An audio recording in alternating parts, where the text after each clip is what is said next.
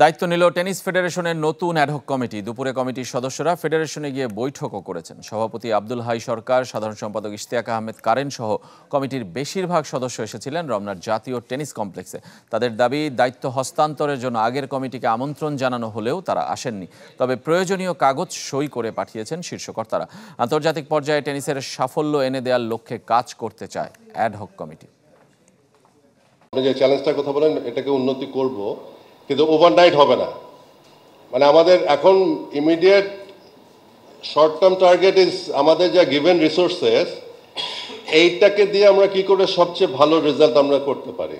এখানে কোনো রকম স্বজনপ্রীতি request impossible, and I am the last man to accept that. সাবদিন থেকে I just get out of from here. ওটা যদি দেখতে করেন আপনি কোন দামি এখানে no, it can't happen like that. I tell you this. যদি হইতে না হয় তাহলে আমি চলে যাবো এখান থেকে।